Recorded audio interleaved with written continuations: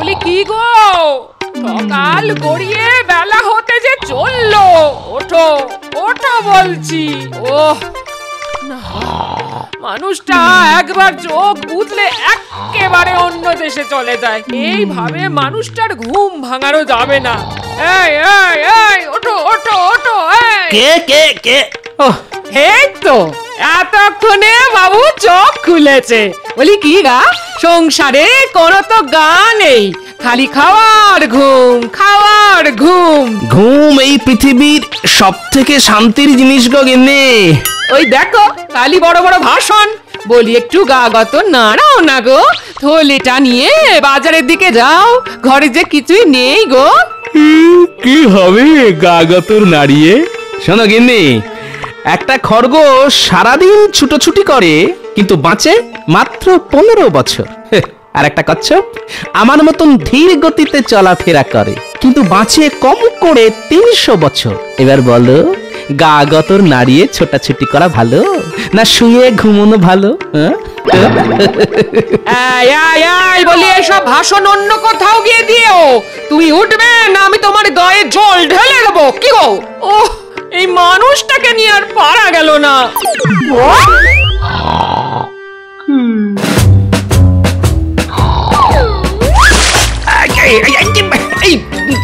এটা কি হলো?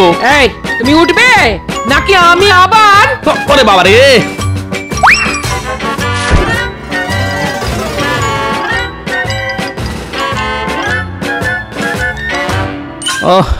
আর কতটা পথ? ঘুমে চোখ বুজে আসছে আমার, গায়ে বল পাচ্ছি না।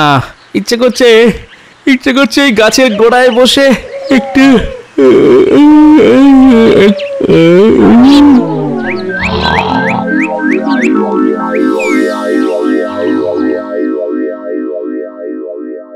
তখন থেকে কি এত ভাবছেন মহারাজ? ভাবছি গোপালের কথা। ও যতই অলস হোক না কেন, এমনিতে মানুষটা তো খুব হুঁশিয়ার। আগে আমিও কিন্তু কম হুঁশিয়ার নই মহারাজ। মহারাজ আমরাও খুব হুঁশিয়ার। না না না, গোপালের মতো হুঁশিয়ার মানুষ কিন্তু খুব কমই আছে। মহারাজ আমিও কিন্তু গোপালের থেকে কোনো অংশে কম যাই না। না না, মুখের কথায় তো আমি বিশ্বাস করব না, প্রমাণ চাই। প্রমাণ না দিলে আমি কিছুতেই বিশ্বাস করব না তোমরা হুঁশিয়ার। প্রমাণ দেবার জন্য আমাদের কি করতে হবে মহারাজ? কি করতে হবে? কি করবে কি? তোমরা আমাকে নিজেদের হুঁশিয়ারির পরিচয় দেবে। যার হুঁশিয়ারি দেখে আমার মনে হবে যে সে সত্যি সত্যি খুব হুঁশিয়ার মানুষ, আমি তাকে 200 মোহর পুরস্কার হিসেবে দেব। তবে ওই 200 মোহর আমার ঘরেই উঠবে। না না, ওই 200 মোহর আমার। না আমি সবচেয়ে বেশি হুঁশিয়ার। 200 মোহর আমার। না না আমি সবচেয়ে বেশি হুঁশিয়ার। আমি আরে ওই দেখ, ওটা গোপাল দাদু না? আরে তাই তো, চল তো গিয়ে দেখি।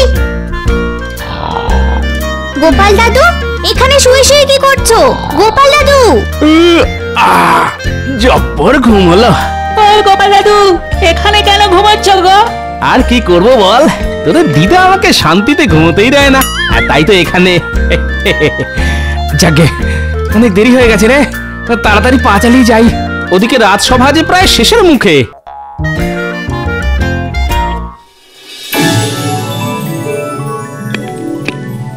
কি ব্যাপার গোপাল, রাজসভায় আসতে এত দেরি হলো কেন তোমার? এই রে,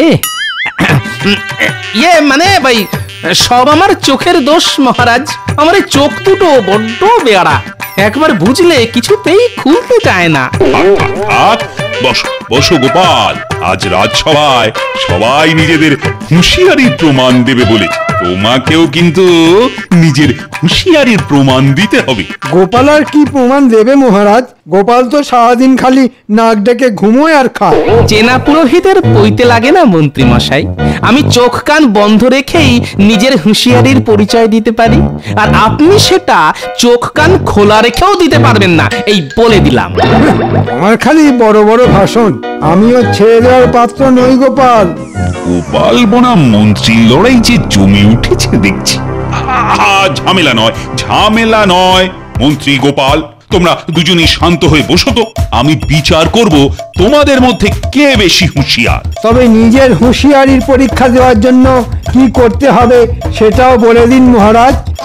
বলছি একটু আগেই গোপাল বলেছে যে সে চোখ কান বন্ধ রেখেই নিজের হুঁশিয়ারির পরিচয় দিতে পারে। গোপালের হাতে মাত্র একদিন সময়। আগামীকাল গোপালকে তার এই কথার প্রমাণ দিতে হবে। গোপাল যদি সবার সামনে তার কথার প্রমাণ দিতে পারে তাহলে আমি গোপালকে পুরস্কার বাবদ 200 মোহর দেব। কি গোপাল, রাজি তো? আগে এক পায়ে রাজি মহারাজ। আর যদি গোপাল হেরে যায় তাহলে ওই 200 মোহর পাবে মন্ত্রী। আর আগামী মাস থেকে গোপালের বেতনও হয়ে যাবে অর্ধেক। এবার তুমি কোথায় পালাও দেখবো গোপাল। এই রে, তর্কের বশে তো মুখ ফুটে বলে দিলাম যে আমি চোখ কান বন্ধ রেখেই নিজের হুঁশিয়ারির পরিচয় দিতে পারি, কিন্তু এবার সেটা প্রমাণ করব কিভাবে? আর প্রমাণ করতে না পারলে যে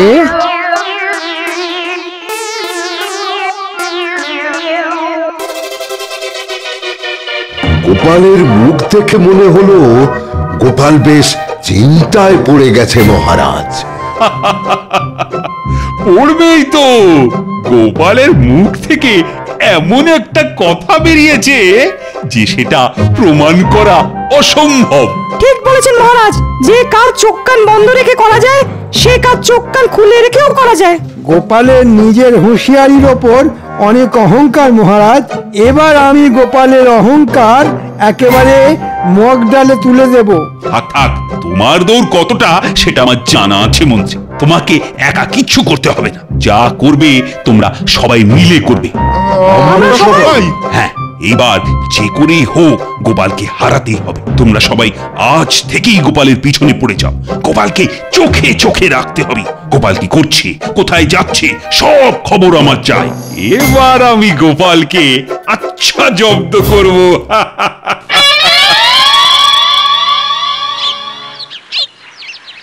কই গো গিন্নি, গেলে কোথায়? আরে ডেকে ডেকে যে তোমার সাড়াই পাওয়া যায় না গো। বলি এতক্ষণে তোমার আসার সময় হলো? হ্যাঁ, ওরে বাবারে, রণচন্ডী মা আমার, শান্ত হও। এতক্ষণ কোথায় ছিলে শুনি? সেই কোন সকালে তোমাকে বাজারে যেতে বলেছি, এত বেলা হয়ে গেল। বলি দুপুরে খবরটা কি শুনি? যাচ্ছি। রাগ করো না গিন্নি, আমি এক্ষুনি যাচ্ছি। এক ছুটে যাব আর দৌড়ে আসবো, সঙ্গে করে থলে ভরে বাজার করে নিয়ে আসবো।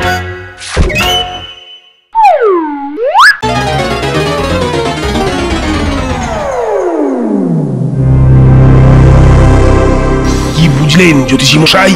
বুঝলাম, গোপাল আর কাউকে ভয় পাক না পাক, নিজের গিন্নিকে কিন্তু জমের মতো ভয় পায়। হ্যাঁ, কি বলো? ঠিক বলেছেন।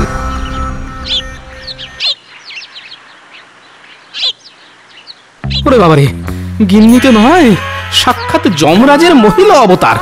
দেখলেই আত্মারাম একেবারে খাঁচা ছাড়া হয়ে যায়। আমার গিন্নি মাছ খেতে বড় ভালোবাসে। গিন্নির মাথা ঠান্ডা করার জন্যে আজ একটা বড় দেখে মাছ কিনে নিয়ে যাই।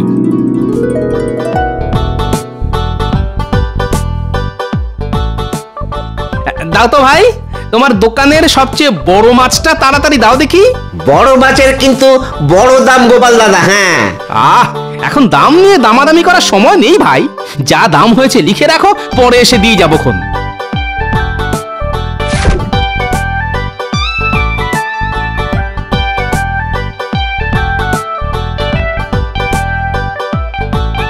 মাছ তো কেনা হলো, এবার একটু মশলাপাতি কিনে সোজা বাড়ি। একদম দেরি করা যাবে না। উফ, দোকানদার দোকান ফেলে আবার কোথায় গেল? হাতে যে একদম সময় নেই।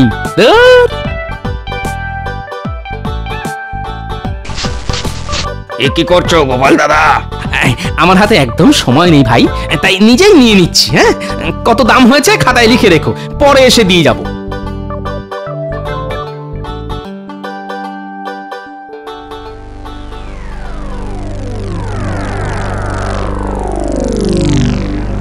কি ব্যাপার, আমার উপর নজর রাখা হচ্ছে, বুঝেছি।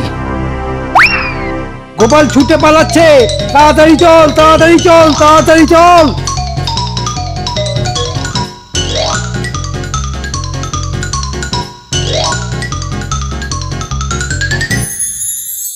গিন্নি, গিন্নি, কি হয়েছে? বলছি তোমার মাথা কি আগের থেকে একটু ঠান্ডা হয়েছে? হয়েছে গো হয়েছে। এবার মাছের ঝোলটাকে বলো কেমন হয়েছে?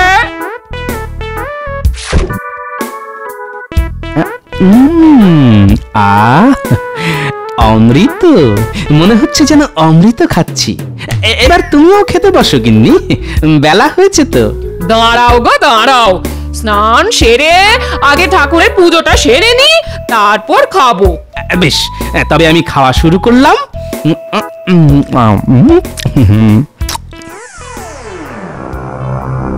দেখুন দেখুন, গোপাল কেমন গোকরাসে খেয়ে চলেছে। আমার মনে হয় গোপাল ওই নিজের হুঁশিয়ারির প্রমাণ দেবার জন্য রাস্তা খুঁজে পেয়েছে। হ্যাঁ, রাস্তাটা খুঁজে পেয়েছে।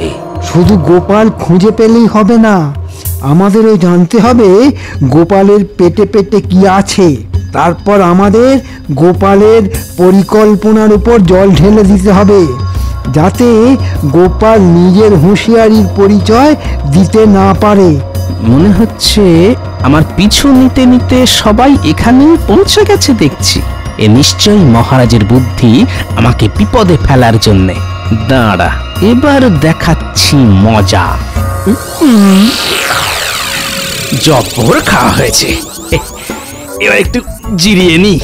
আমার আবার খাওয়ার পর ঘুম না হলে মাথা খুলতে চায় না, আর আমার মাথা না খুললে 200 মোহরের সঙ্গে সঙ্গে আমার বেতনও অর্ধেক হয়ে যাবে।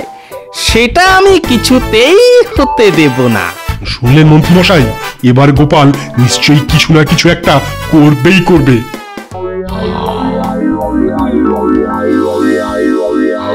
জয় ঠাকুর, জয় ঠাকুর, জয় ঠাকুর, জয় ঠাকুর, জয় ঠাকুর, জয় ঠাকুর, কোথায় ভাবলাম একটু শান্তি করে শুয়ে ভাবনা চিন্তা করব, তা নয়।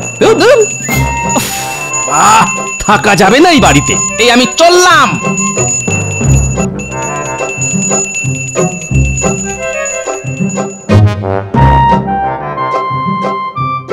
ও গোপাল দাদু, চলো না খেলতে যাই। দাঁড়া দাঁড়া, এখন খেলার সময় নয়, আমাকে এখন একটু ভাবনা চিন্তা করতে হবে। কি নিয়ে ভাবনা চিন্তা করবে গোপাল দাদু? আছে আছে, দাঁড়া, এবার দেখাচ্ছি মজা। শুনেছি দেওয়ালেরও কান থাকে, তাই জোরে জোরে বলা যাবে না। কাছে আয়, আমি তোদের কানে কানে বলছি। যা তো, তোরা এক্ষুনি একবার গঙ্গার ধারে যা। আমি যেমন যেমনটা বললাম তেমনটাই করবি কিন্তু। শুনলেন, গোপাল নিশ্চয়ই কোনো রাস্তা খুঁজে পেয়েছে। চলুন আমরা গঙ্গার ধারে গিয়ে দেখে আসি।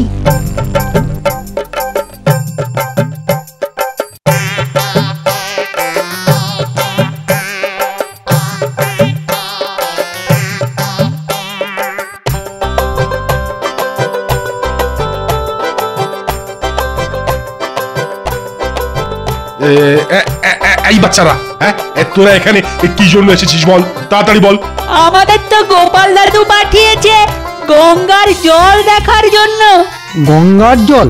তার মানে গঙ্গার জলের মধ্যে কিছু একটা আছে। ঠিক বলেছেন, গোপালের মাথায় কি আছে আমি বুঝি। চলুন আমরা গঙ্গার জলে নেমে খুঁজি। হ্যাঁ হ্যাঁ হ্যাঁ, চলুন চলুন চলুন।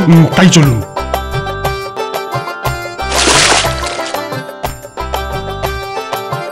গোপাল দাদু যা যা বলেছিল সেই মতো কাজ হয়ে গেছে। চল খবরটা গোপাল দাদুকে দিয়ে আসি।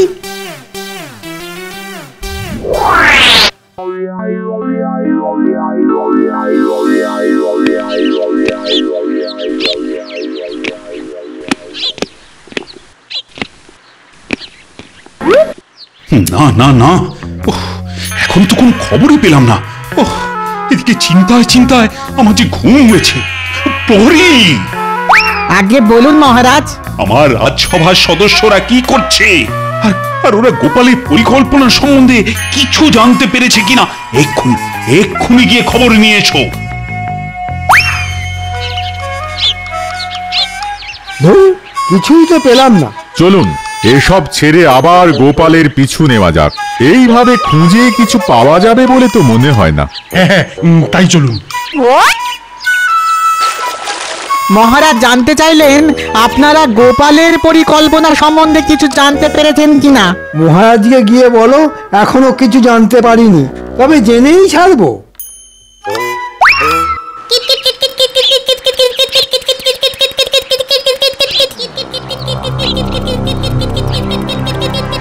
নাও গোপাল দাদু, এবার তোমার পালা। ন্যাপলা, গুলটে, এই গাছের মগ ডালে ওই জিনিসটা আছে তো? আছে গোপাল দাদু। হ্যাঁ, আমি নিজের চোখে দেখেছি। তাহলে আর এখানে দাঁড়ানো ঠিক হবে না, চল অন্য কোথাও গিয়ে খেলা করি। কাল ঠিক সময় এসে ওটা গাছ থেকে পেড়ে নিয়ে যাব।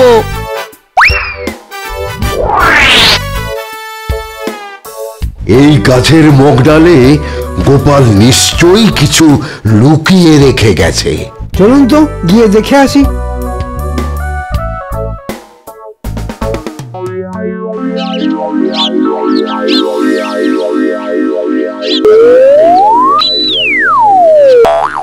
দাঁড়ান মন্ত্রী মশাই, এভাবে হবে না। আমার মাথায় একটা একটা বুদ্ধি এসেছে। হ্যাঁ, এই তো মাছ টোপ গিলেছে। আর একটু উপরে, তাহলে এই মগ ডালে হাত পেয়ে যাব। ওরে বাবারে, ওরে বাবারে, আর আর পারছি না, আর পারছি না। আমার ঘাড়ে সুড়সুড়ি লাগছে। ওরে বাবারে, দূর, এত নড়লে হয় নাকি?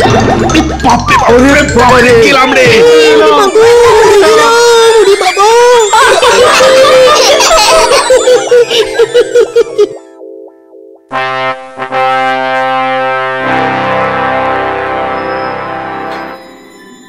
ছি ছি ছি ছি, তোমরা এতজন মিলেও গোপালের পরিকল্পনাটা কি সেটা উদ্ধার করতে পারলে না। আর বলবেন না মহারাজ, কত করে খুঁজলাম, খুঁজতে খুঁজতে হাত পা সব ভেঙে দু টুকরো হয়ে গেল, তাও কিছুই জানতে পারলাম না।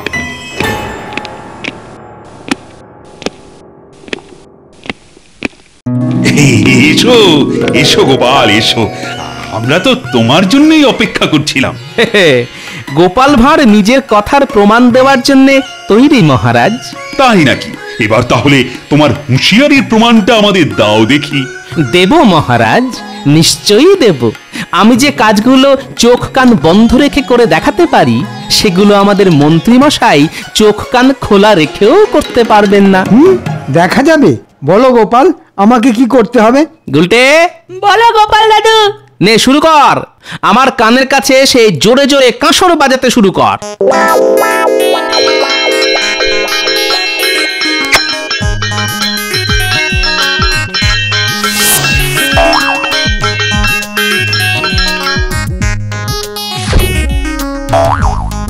মন্ত্রী মশাই, আমি যে কাজটা কান বন্ধ করে দেখালাম, এবার সেটাই আপনি কান খুলে করে দেখান দেখি। এই যে, কি হলো গুলটে, দাঁড়িয়ে কেন? শুরু কর। ওরে বাবারে, থাম থাম বলছি, কানে তালা ধরে গেল যে। কান তো গেল, এবার চোখের পালা। পুটি, এই নাও গোপাল দাদু।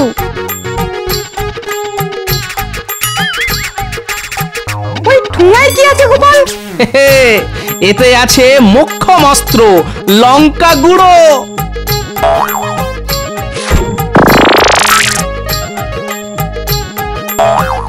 মন্ত্রী মশাই, এবার যে আপনার পালা। আমি যে কাজটা চোখ বন্ধ রেখে করে দেখালাম, সেটাই আপনাকে এবার চোখ খুলে করে দেখাতে হবে যে। ওরে বাবা, পাগল নাকি? আমি হার স্বীকার করছি মহারাজ, গোপালের হুঁশিয়ারির সঙ্গে আমি পেরে উঠবো না। এমনিতেই কানে তালা লেগে গেছে, তার উপর চোখ দুটো চলে গেলে সারা জীবন ভিক্ষে করে খেতে হবে। না না, আমি নেই। ওরে বাবারে, আমি নেই।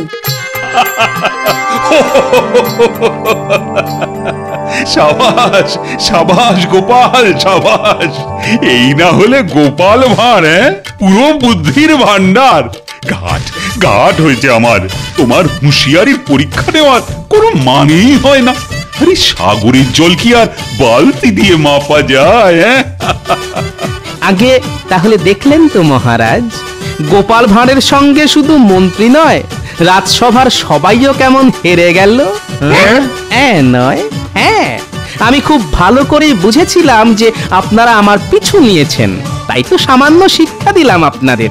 আর আমি এটাও জানি যে কার বুদ্ধিতে আপনারা আমার পিছনে জোকের মতন পড়েছিলেন, তাকে খুব সম্মান করি কিনা, তাই তাকে কিছু বললাম না, এইবারের মতন ছেড়ে দিলাম।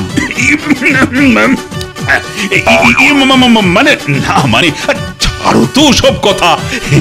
তুমি হলে আমার রাজসভার সব থেকে হুঁশিয়ার মানুষ, তাই না? এই নাও গোপাল, তোমার পুরস্কার 200 মোহর। ধন্যবাদ মহারাজ। তবে একটা কথা বলি, চোখ কান খোলা রেখেছিলাম বলেই এই হুঁশিয়ারির পরীক্ষায় আমি জিতে গেছি। চল, এই 200 মোহর নিয়ে আমরা বাজারে গিয়ে পেট ভরে অনেক অনেক খাবার কিনে খাবো। হ্যাঁ হ্যাঁ, চলো গোপাল দাদু। ইয়ে, কি মজা, কি মজা! জয় গোপাল দাদু জয়! কি মজা! জয় গোপাল দাদু জয়!